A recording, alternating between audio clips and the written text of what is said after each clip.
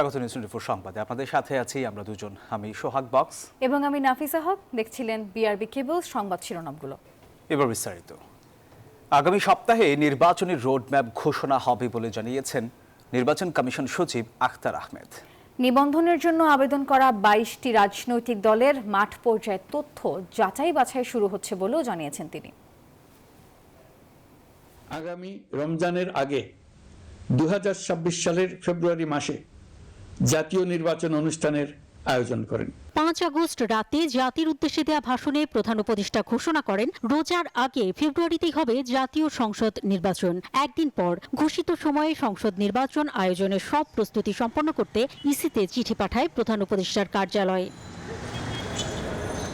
কিন্তু তারপরও ভোট নিয়ে এক ধরনের সংশয় সন্দেহ ছিল জনমনে। এমনকি ভোটের পরিবেশ আর নানা শর্তের কথা বলায় কোনো রাজনৈতিক দলের বক্তব্যেও প্রকাশ পেয়েছে অনিশ্চয়তা। তবে ইসি বলছে ভোট নিয়ে কোনো ধরনের অনিশ্চয়তা নেই। আগামী সপ্তাহে ঘোষণা করা হবে ত্রয়োদশ জাতীয় সংসদ নির্বাচনের রোডম্যাপ। আমরা আশা করছি আগামী সপ্তাহে আপনাদেরকে আমাদের নির্বাচনের রোডম্যাপটা দিতে পারবো। সুদীজনের সঙ্গে সংলাপ, আপনাদের সাথে সংলাপ ইত্যাদি যেটা আইনবিধি সংশোধনের সম্পর্কে যাবতীয় তথ্যগুলো আপনাদের ওখানে দেওয়া হবে।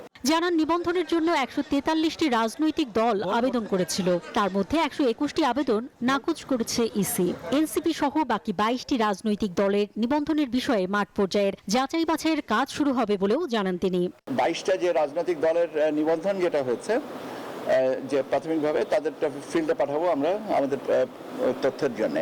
এর সাথে আরো কিছু টুকটাক জিনিস আছে যে বিষয়গুলো না আমরা নিয়মিতভাবে পর্যালোচনা বা আলোচনা করছি।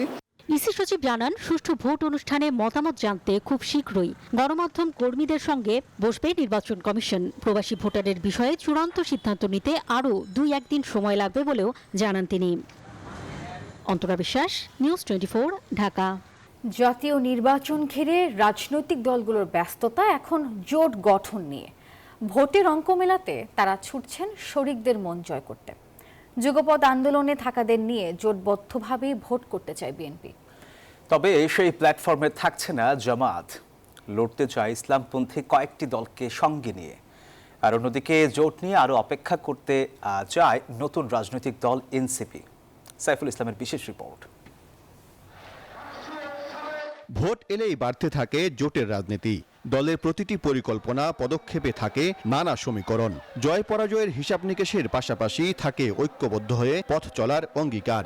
আসছে জাতীয় নির্বাচনকে সামনে রেখে এবারও চলছে নানামুখী জোট গঠনের তোড়জোড়। রাজপথের বৃহৎ দল বিএনপি ইতিমধ্যে জামায়াতকে ছাড়াই যুগপৎ আন্দোলনের সাথীদের নিয়ে নির্বাচনে জোট করার ঘোষণা দিয়েছে। আমাদের সাথে যারা যুগপৎ আন্দোলনের শরিক ছিলেন বিগত ফ্যাসিবাদ বিরোধী আন্দোলনে, তাদেরকে সাথে নিয়ে আমরা নির্বাচন করব, এটা আমাদের অঙ্গীকার ছিল, প্রতিশ্রুতি ছিল, এখনো আছে। তবে তফসিল ঘোষণার পরই নির্বাচনে জোটের বিষয়ে চূড়ান্ত সিদ্ধান্ত নেয়ার কথা জানিয়েছেন বিএনপির স্থায়ী কমিটির সদস্য ইকবাল হাসান মাহমুদ টুকু। তফসিল ঘোষণা হওয়ার পরে যদি আমরা মনে করি যে ভোটটাকে সুন্দর করতে হবে, আমাদের মোর্চা করা প্রয়োজন আছে, তখন দেখা যাবে। এখন এটাকে প্রেডিক্ট করাটা কঠিন। জোট গঠনের প্রক্রিয়ায় জামায়াতে ইসলামীও পিছিয়ে নেই। ইসলামী আন্দোলন, খেলাফত মজলিস সহ বেশ কয়েকটি ইসলামপন্থী দল নিয়ে জোট গঠন করতে পারে জামায়াত।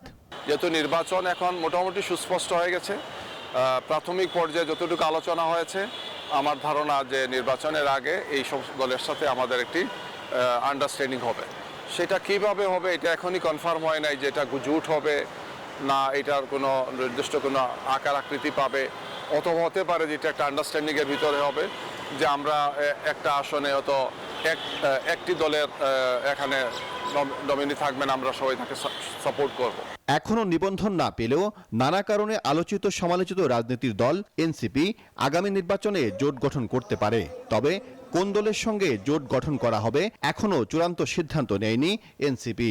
আমরা কারোর সাথে জোট করলে সেটা অবশ্যই এনসিপির নেতৃত্বে হবে, কিন্তু সেই জোটের বিষয়টি কিন্তু এখনই বলা যাচ্ছে না, যেহেতু সামনে আরো সময় আছে। যদি জোটের প্রয়োজনীয়তা তৈরি হয়, সেক্ষেত্রে বাস্তব পরিস্থিতি, দেশের প্রয়োজন, জাতীয় স্বার্থকে বিবেচনায় নিয়ে মতাদর্শগত বিষয়গুলোর বিশ্লেষণ করেই আমরা তখন হয়তো জোট গঠনের মতো পরিস্থিতি যদি তৈরি হয়, সেদিকে আমরা তখন অগ্রসর হতে পারি।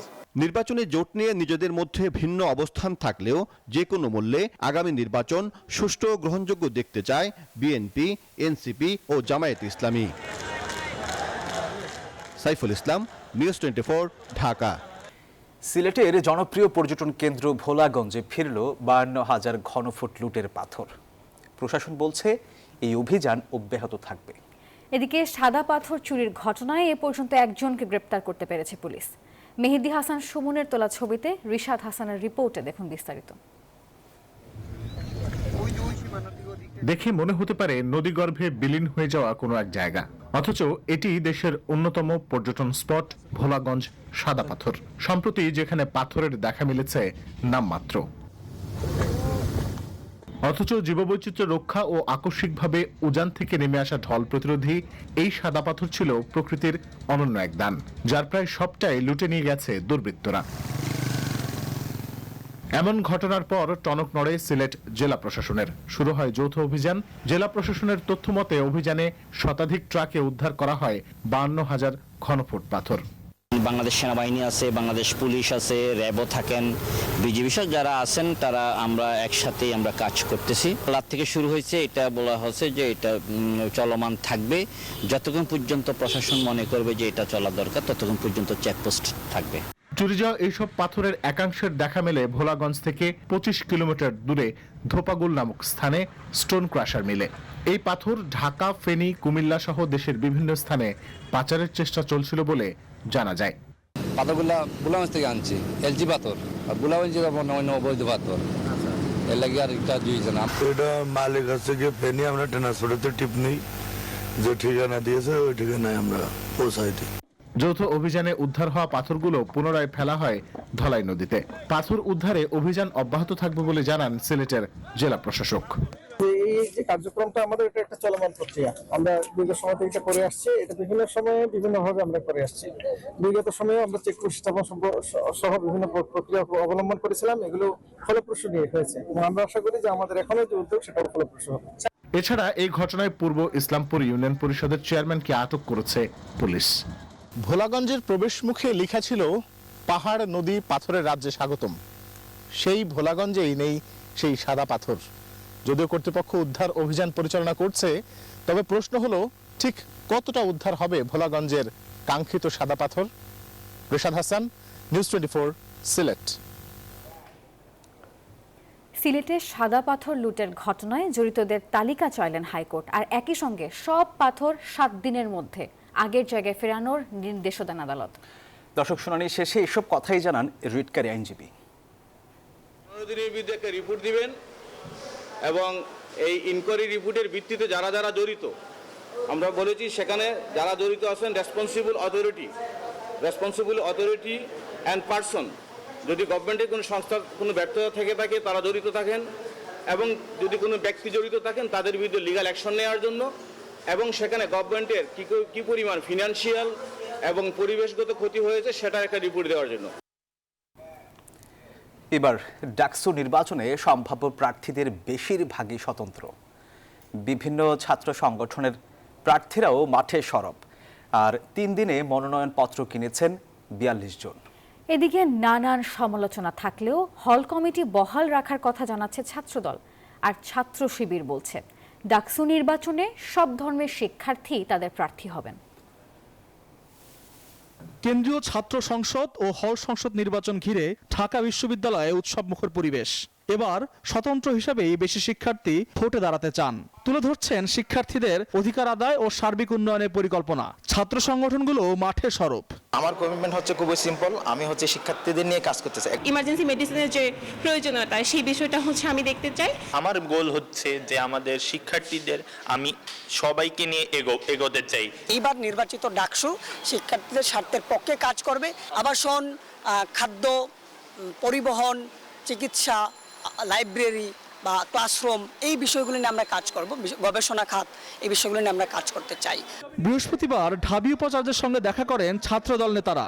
দাবি জানান ভোটের মাঠে সমান সুযোগ ও সুষ্ঠু পরিবেশ নিশ্চিত করার। আমাদের দীর্ঘ আলোচনায় আমাদের সম্মানিত ভিসি স্যার সহ আমাদের প্রভিসি স্যার, প্রক্টর স্যার, কোষাধ্যক্ষ স্যার, তারা সবাই এক বাক্যে স্বীকার করেছে এই ঢাকা বিশ্ববিদ্যালয়ের এই মক ক্রিয়েট থেকে শুরু করে সর্বশেষ যে বড় ধরনের প্রবলেমগুলো হচ্ছে তার পেছনে গুপ্ত রাজনীতি জড়িত। অবশ্যই এটা তো স্যাররাই বলেছে, হল কমিটি থাকবে এবং কার্যকলাপ চলবে, স্যাররা আমাদের জানিয়েছে। এদিকে ভোট কেন্দ্রের বিন্যাস নিয়েও প্রশ্ন কোনো সংগঠনের। আমাদের এখন ফার্স্ট প্রায়োরিটি হচ্ছে কেন্দ্র পুনর্বিন্যাস করতে হবে, কারণ বিশ্ববিদ্যালয়ের প্রশাসন এই ধরনের এটা খুবই স্পষ্ট যে টিসির মতো জায়গায় 14,141 ভোট কাজ করতে পারে না। তো বিশ্ববিদ্যালয় প্রশাসনের আমরা দেখেছি শুরু থেকে সদিচ্ছা আছে ডাকসু নিয়ে, তো আশা করি যে তারা এই বিষয়টিকে আমলে নিয়ে এখানে তারা পদক্ষেপ নেবেন যথাযথ। এই পর্যন্ত মনোনয়নপত্র কিনেছেন 42 জন সম্ভাব্য প্রার্থী, জমা পড়েছে 7টি। সর্বমোট আমরা 42 জনকে মনোনয়নপত্র বিতরণ করতে পেরেছি। এর মাঝে বিপি পদে 10 জন, জিএস পদে 1 জন, জিএস পদে 2 জন, সম্পাদক পদে 18 জন, সদস্য পদে 11 জন মনোনয়নপত্র ডাকসু ইলেকশন করার জন্য সংগ্রহ করেছে। এই পর্যন্ত জমা পড়েছে 7টি ফর্ম। ডাকসু নির্বাচনের ডামাডোল ঢাবির বাইরেও। জাতীয় প্রেস ক্লাবে সংবাদ সম্মেলনে ছাত্র শিবির সভাপতি জানান, তাদের প্রতিনিধিত্ব করবেন নারী সহ সব ধর্মের শিক্ষার্থী। আমরা সবাইকে আহ্বান জানাচ্ছি, যে কেউ যদি ছাত্র শিবিরের সাথে জোটগতভাবে প্যানেলে আসতে চায়, আমরা সবাইকে ইনভাইট করছি। আমরা যাচাই বাছাই করে আলাপ আলোচনা করে সেটা ফাইনাল করব। ডাকসু নির্বাচনের ভোট গ্রহণ হবে আগামী 9 সেপ্টেম্বর। আল মোহাইমিনুল খান, নিউজ 24, ঢাকা। নিউজ 24 সংবাদের সময় হলো একটা বিরতির। ফিরছে আরো খবর নিয়ে, সাথেই থাকুন। বিরতির পর আরো একবার স্বাগত। দেখছেন নিউজ 24 সংবাদ। নির্বাচন নিয়ে বিভ্রান্তিকর বক্তব্য পরিহার করতে রাজনৈতিক দলগুলোর প্রতি আহ্বান জানিয়েছে বিএনপি।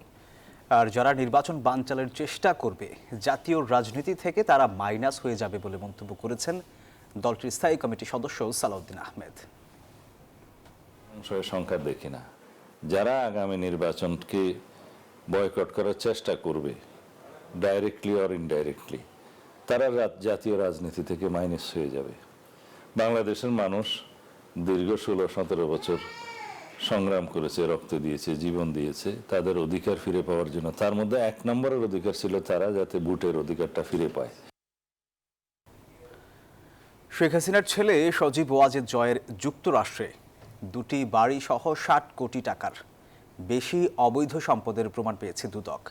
একই সঙ্গে 57 কোটি টাকার বেশি সন্দেহজনক লেনদেনের অভিযোগে তার বিরুদ্ধে মামলা হয়েছে। আর এদিকে 100 কোটি টাকা লুটপাটের অভিযোগে বিমান বাংলাদেশ এয়ারলাইন্সের বিপণন ও বিক্রয় বিভাগের কর্মকর্তাদের বিরুদ্ধেও অনুসন্ধানে নেমেছে সংস্থাটি। ছাত্র জনতার গণ অভ্যুত্থানে গত বছর শেখ হাসিনা ভারত পালিয়ে যান। এরপরই তিনি ও তার পরিবারের সদস্যদের অনিয়ম খুঁজতে মাঠে নামে দুর্নীতি দমন কমিশন।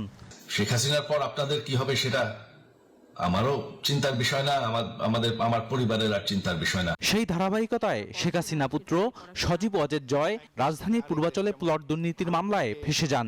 একই সাথে তার বিরুদ্ধে বিদেশে $300 মিলিয়ন পাচার, সিআরআই এর নামে অর্থ লুটপাটের অভিযোগ সহ একাধিক দুর্নীতির অনুসন্ধান শুরু করে দুদক। এবার জয়ের বিরুদ্ধে সাবেক প্রধানমন্ত্রী শেখ হাসিনার তথ্য ও প্রযুক্তি বিষয়ক উপদেষ্টা থাকাকালীন অবৈধভাবে 60 কোটি টাকা অর্জনের প্রমাণ পেয়েছে দুদক। এই ঘটনায় তার বিরুদ্ধে মামলা করেছে সংস্থাটি। 60 কোটি 14 লক্ষ টাকারও বেশি মূল্যের সম্পদ অর্জন এবং 57 কোটি 50 লক্ষ টাকারও বেশি মূল্যের অর্থ সন্দেহজনক লেনদেন অপরাধ অনুসন্ধানকালে প্রমাণিত হয়। তার বিরুদ্ধে সংশ্লিষ্ট ধারায় মামলা রুজুর সিদ্ধান্ত গৃহীত হয়েছে। একই সাথে যুক্তরাষ্ট্রে 54 কোটি টাকা মূল্যের 2টি বাড়ির সন্ধান পেয়েছে সংস্থাটি। দুদক বলছে, বাংলাদেশি নাগরিক হলেও আয়কর নথিতে সেই সম্পদ না দেখিয়ে বিদেশে পাচার করেছেন জয়। জনাব সজীব আহমেদ ওয়াজেদের মার্কিন যুক্তরাষ্ট্রে 2টি বাড়ির তথ্য পাওয়া গেছে অনুসন্ধানকালে। সেই 2টি বাড়ির মূল্য হচ্ছে 54 কোটি 4 লক্ষ 32,258 টাকা।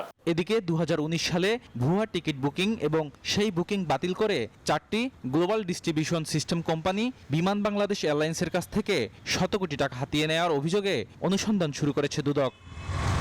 বদরুল আলম শাওন, নিউজ 24, ঢাকা। পুলিশের জন্য শেখ হাসিনা কিভাবে এত মারণাস্ত্র কিনেছিলেন তার তদন্ত হবে, এমনটি জানান প্রধান উপদেষ্টার প্রেস সচিব শফিকুল আলম। বিকেলে সরকার প্রধানের মালয়েশিয়া সফর নিয়ে সংবাদ সম্মেলনে এই কথা বলেন তিনি। তিনি জানান, এই সফর দুই দেশের সম্পর্ক আরও মজবুত করেছে। স্বৈরাচার সরকার বাংলাদেশের নাগরিকের নাগরিক অধিকার হরণের জন্য এই সার্ভেইলেন্সের যে ইকুইপমেন্টগুলো সেগুলো স্পাইওয়্যার।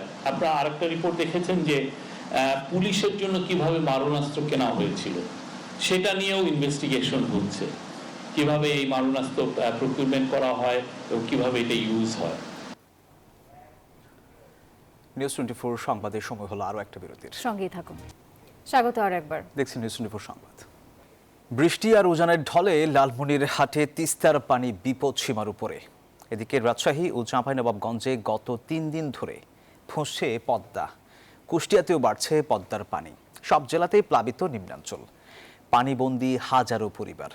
প্রতিনিধিদের পাঠানো তথ্যচিত্রে ডেস্ক রিপোর্ট। লালমনিরহাটে বৃহস্পতিবার সকাল 9টায় তিস্তার পানি ছিল বিপদসীমার 15 সেন্টিমিটার উপরে। নদী তীরবর্তী নিম্নাঞ্চল হাতিবান্ধা, কালীগঞ্জ, আদিতমারি ও সদরে পানিবন্দী 10,000 পরিবার। তলিয়ে গেছে ঘরবাড়ি, রাস্তাঘাট। তাকে খাওয়ার জন্য নিয়ে যাই, পানির জন্য রান্না করা যায় না, ওই যে শুকনো থাকি রান্না করে নিয়ে আসি, খাওয়া লাগে। 3 দিন থেকে পানি, 3 দিন থেকে বাড়িতে পানি হচ্ছে, চুলা সব ভিজে গেছে, ভাত পাক করতে পারতেছি না। কুড়িগ্রামে তিস্তা, দুধকুমার, ধরলা ও ব্রহ্মপুত্রের পানি বাড়ছেই। বৃহস্পতিবার সকালে দুধকুমার নদীর পানি ছিল বিপদসীমার 6 সেন্টিমিটার উপরে। রাজশাহীতে গত 3 দিন ধরে পদ্মার পানি বাড়ছে, 24 ঘন্টায় বেড়েছে 6 সেন্টিমিটার। দুটি জেলাতেই প্লাবিত চরাঞ্চলের বিস্তীর্ণ এলাকা। পানি বেড়ে গেছে, সাপের ভয়, থাকতে পারছি না, তার লেগে এখানে এসেছি। কুষ্টিয়ার দৌলতপুরে পদ্মাপাড়ের 2 ইউনিয়নে পানিবন্দী 40,000 মানুষ। প্লাবিত চিলমারি ও রামকৃষ্ণপুর ইউনিয়নের নিম্নাঞ্চল। বন্ধ বেশ কটি প্রাথমিক বিদ্যালয়। তলিয়েছে আমন ধান ও সবজির ক্ষেত। চাঁপাইনবাবগঞ্জ সদর ও শিবগঞ্জের 5 ইউনিয়নে বন্যা দেখা দিয়েছে। ডুবেছে সদর উপজেলার নারায়ণপুর ও আলাতুলি এবং শিবগঞ্জ উপজেলার পাকা, উজিরপুর ও দুর্লভপুর ইউনিয়নের কয়েক হাজার ঘরবাড়ি। কোনো কিছু আমরাকে দেয় না এখন, ইয়াতে বান বন্যা আছে তো আমরা পাই না কিছু, এবারও আসেনি কিছু। মানুষ কর্মহীন হয়ে পড়েছে, তাদের কোনো কাজকর্ম নেই, কাজেই মানুষ কঠিন দুরবস্থার মধ্যে এই বর্তমানে অবস্থান করছে। বন্যা কবলিত এলাকায় দেখা দিয়েছে খাবার ও বিশুদ্ধ পানির সংকট। পানিবাহিত নানান রোগবালাই ছড়িয়ে পড়ার শঙ্কাও রয়েছে। Desk report, news 24। এবার মধুমতি ব্যাংক পিএলসি অর্থ বাণিজ্য সংবাদ।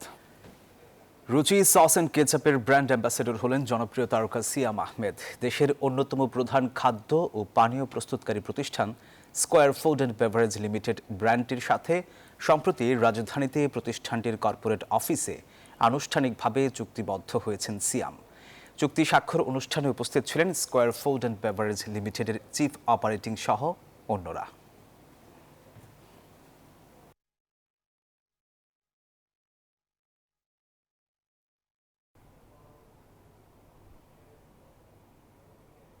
দর্শকেরা, এই ছিল নিউজ 24 সংবাদের এখনকার আয়োজনে। ধন্যবাদ সবাইকে।